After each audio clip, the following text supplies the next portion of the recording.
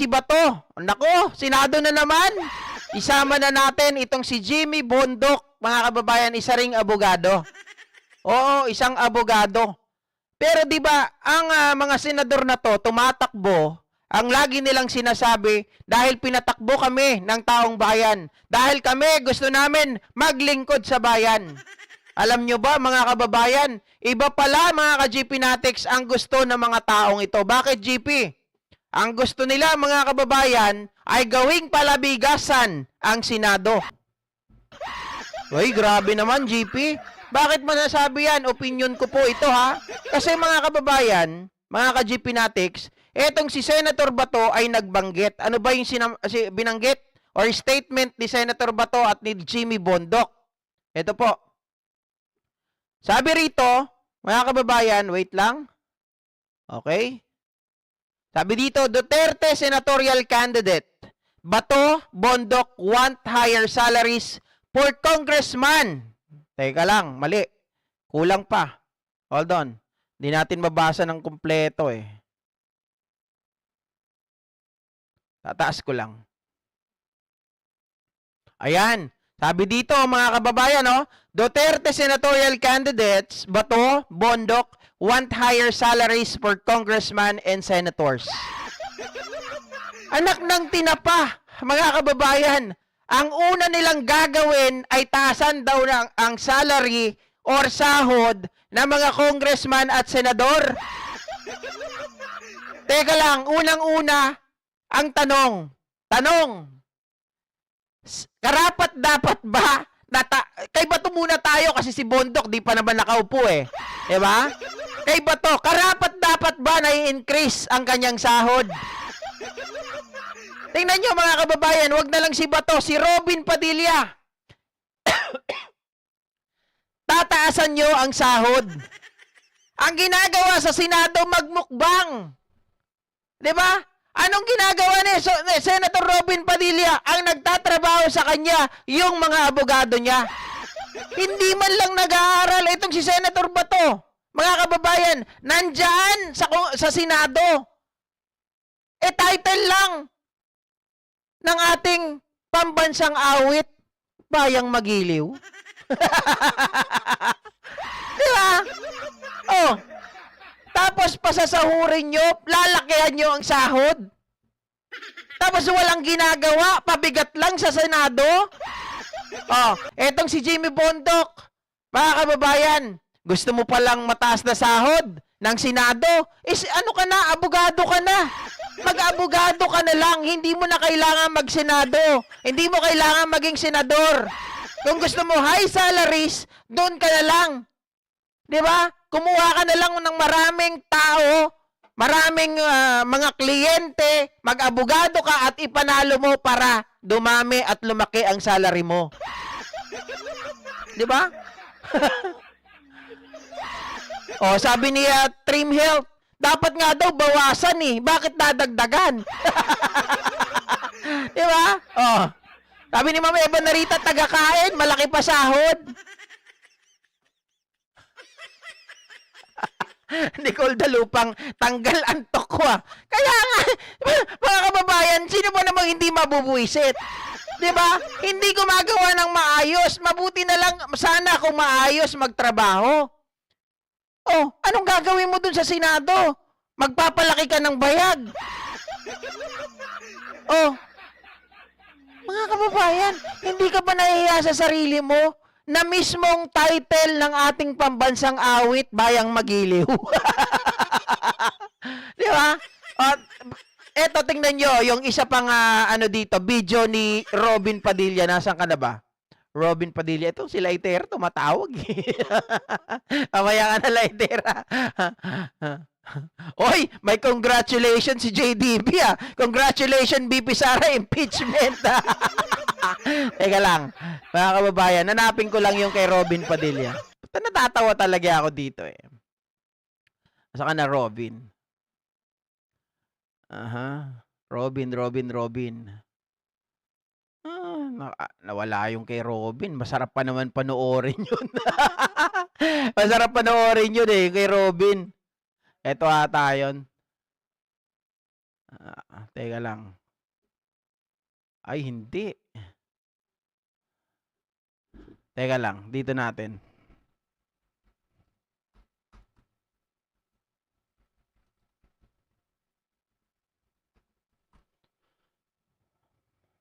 Hindi ko ata na-save yun Ay, ito mga kababayan. Existing practice na ngayon na ginagawa nila, ano po ang legal basis nun? Opo. Kasi siyempre, bago nila ginawa yan, kinover muna nila sarili nila ng, ano ba tawag, circular ba? Opo, Is it circular. O, Opo. sige. Ano po ang legal basis ng Commission on Audit para sa kapangyarihan nila sa pag-issue ng circular? Opo, napakaganda po ng tanong ng ating pinunong minorya. At yan po, alam niyo po, dito po sa aking kaliwa, kung titingnan niyo po, dahil ang sabi ko po sa kanila, Ginoong Pangulo, tayo po ay haharap sa bar tatner, bar tatnatcher. Matimatisan pa. Kaya kailangan po, battery ng mga auditors ang kailangan po natin dito sa kaliwa. Ano po? Ayan na, mga kababayan. Ganyan ba ang senador na gusto nyo? Yung legal basis na yun ay nandun sa bill. Section 2 ng Konstitusyon. Aha.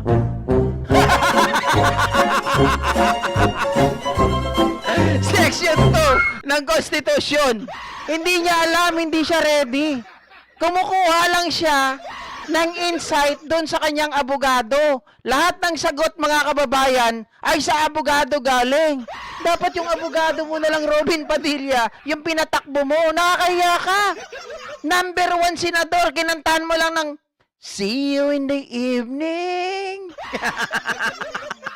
Ulitin ko lang Pero yung mga sinasabi po nating existing practice na ngayon na ginagawa nila, ano po ang legal basis nun? Opo. Kasi siyempre, bago nila ginawa yan, kinover muna nila sarili nila ng, ano ba tawag, circular ba? Opo, Is it circular. O, Opo. sige. Ano po ang legal basis ng Commission on Audit para sa kapangyarihan nila sa pag-issue ng circular? Opo, napakaganda po ng tanong ng ating pinunong minorya. Napakaganda po ng tanong ng ating pinunong minorya. Tagalog na Tagalog yan, Tagalog yan. Utol kong hudlong. At yan po, alam niyo po, dito po sa aking kaliwa, kung titingnan niyo po, dahil ang sabi ko po sa kanila, Ginoong Pangulo, tayo po ay haharap sa bar tatner. Bartapnier. Diyos ko. Ano ba yan? Bartapnier. Bartapnatcher. Bar tatnatcher. Matimatisan pa. Kaya kailangan po, battery ng mga auditors ang kailangan po natin dito sa kaliwa. Ano po? Kaya binigay sa kanya. Binigay sa kanya. Tinatanong niya, saan po dito, attorney? Tinuturo na. Ito. Ay, nako, Robin. Yung legal basis na yun ay nandun sa bill. Section 2 ng Konstitusyon. Section 2 ng Konstitusyon. Diyos ko, mga kababayan, nakakahiya ka, biruin mo. Hindi mo man lang, wala ka man lang due diligence na ginawa para pag-aralan muna bago ka humarap sa plenaryo. Diba? Nakikipagdebate ka doon sa isang top-notcher. Sabi mo, top, ano yon, tarnier? Kala ko, tarsier Oh.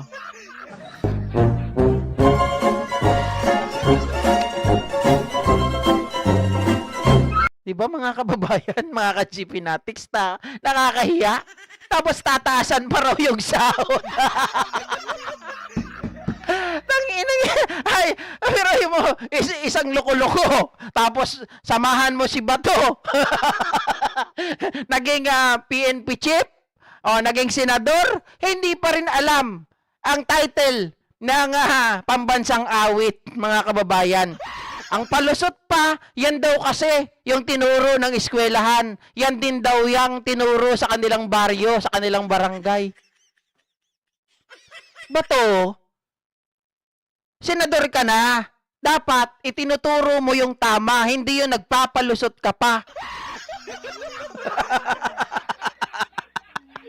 Kengkoy na senador si Robin pasado sa bar snatcher. Di ba?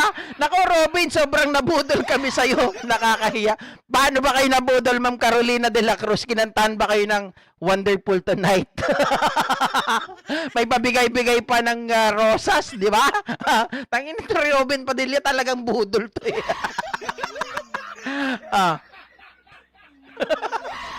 Sabi ni Vic Soreta, lagi akong tawa sa iyo, GP. Paano naman kasi itong si Robin Padilla? Pag nakita ko ito, mga kababayan, talagang grabe rin talaga yung tawa ko sa kanya. Yung I move niya na lang eh. Tapos dito na naman, mga kababayan. Meron pa ako naalala dyan yung sagutan nila ni Pia Cayetano. Ang hilig niya nung tawag dito pambobola, 'di ba? Bola siya ng bola. Tapos pagdating sa dulo, wala na, hindi na makaahon. Oh. Sabi ni Menchi Painado, pwede pala ako maging senador, si Robin nakapasok eh. Hindi, si Robin naman kasi artista, maraming bumoto. Okay, aminin na natin, lahat tayo naging tanga. 'Di ba? Aminin na natin, lahat tayo nabudol ni Robin Padilla. Oy, Senator Bato, ano, gagawin nyo pa ba yung pagtaas ng inyong salary? Tapos ganyan lang yung nagagawa ninyo. Kung pwede, mga kababayan, gayahin nyo sana yung ibang mga hindi gan karurunong pero sila po ay nag-aaral. Aba, kung baka ikukumpara si Robin Padilla kay Manny Pacquiao, baka pagtatawanan si Robin Padilla ni Manny Pacquiao. Si Manny Pacquiao may due diligence, nag-aaral. Kita nyo? 'Di ba? At bago pumunta diyan, wag lang piliting mag-English muna. Pero ngayon magaling na rin si Pacquiao na mag-English. 'Di ba? Kasi nga mga kababayan, may initiative siya sa sarili niya. 'Di ba? At ang gusto ko sa kanya, nilabanan niya si Digong. Oh, dahil si Digong ay tawag dito, siya ay pabor sa China. Ito naman si Pacquiao, mga kababayan, mga ka-GP Natics, ay against sa China. 'Di ba? Oh. Sabi ni Ricardo Hernandez, mas may utak pa talaga si Pacquiao kaysa kay Robin, agree. 'Di ba? Sabi ni Jeremy Manibog, "Tangna mo, Robin, binoto pa naman kita, lagiya ka talaga. Kakahiya ka." Sabi ni Mama Leslie Hermosa, "Nako, GP, di ko yan binoto. Mabuti na lang ako, mga kababayan, hindi ko yan binoto." Wala naman akong binoto talaga sa lahat. Kahit si PBBM hindi ako bumoto. Hoy, GP, grabe ka, di ka pala bumoto. Tama yan. Bakit? Kasi ginampanan namin yung responsibilidad namin bilang isang mamamayang Pilipino. Ako, isa lang naman mawawala, si Marvin, si Papa Bin, si JDB. Kaming tatlo pumunta sa Naga, nagbantay kami doon sa lugar ni Leni Robredo. Mga kababayan, tatlo lang naman ang boto ang mawawala eh. Pero mas maraming mawawala kapag nagkaroon ng dayaan. Nandun kami, nakatutok ang mga kamera namin kahit malayo. 'Di ba? Tapos kinukuha namin yung poll ng bayan. Nag-i-interview kami doon. Kaya lang, doon sa Karangkang, talo si Leni. 'Di ba? Panalo si PBBM doon sa lugar mismo ni Leni. Pero sa Naga, sa mismong capital, talo po talaga si PBBM. 'Di ba? Sabi ni RF Mini Sound, si Pacquiao mas okay pa. Agree. Di ba? Oh. Sabi ni Jeploy Manyeha, bar top near. Bar top. Kala ko bar top tarsier eh. Bar top near tawag niya kay Coco. No? Kung ako kay Coco, bato ka. Kunyatan ko kaya to. Sabihin ko, loko to, bar top notcher ako, hindi bar top near ah.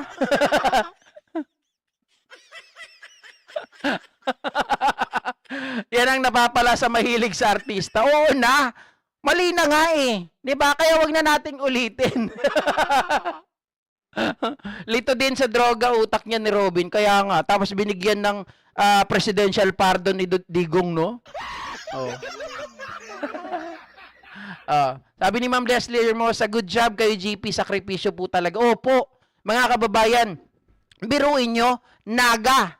'Di ba? Naga po, binigyan si Marvin, ito po, totoo to ha, binigyan si Marvin ng allowance, 15,000 sa isang tao ha. Tapos si Marvin, dahil hindi niya kaya mag-isa si Papa Bin, isinama kami ni JDB.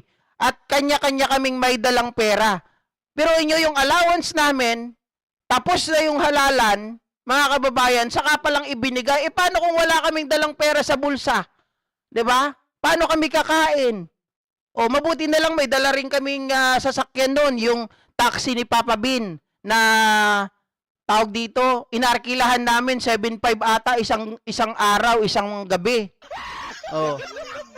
Sakripisyo po talaga. At saka magulo doon. Magulo doon. Yung mga nakapula nga doon, hinaharang nila eh. Kaya ang ginagawa ng mga tao doon, sabi sa amin, huwag kayong magpula. Pero nung malapit lang kami sa, tawag dito, sa headquarters, nagpupula kami. Pero doon sa malalayo, sabi, huwag kayong magpula. Kasi baka mamaya, kung anong mangyari sa inyo, hindi namin kayo mabantayan. Sabi ng mga tao doon. Okay? So, thank you so much once again, guys. Magandang gabi po sa ating lahat. Baka mayroon pang hindi nagla-like dyan. At ako po ay nakikiusap. Pakisuportahan na rin po si Tita Carglea, Tatay Philip, Go Philippines 2.0, si Boyet Antonio Vlogs 2.0. Pakisuportahan na rin po. Maraming salamat po muli sa inyong lahat, mga kababayan. Mag-ingat po kayo palagi. I love you all. Bye! See ya!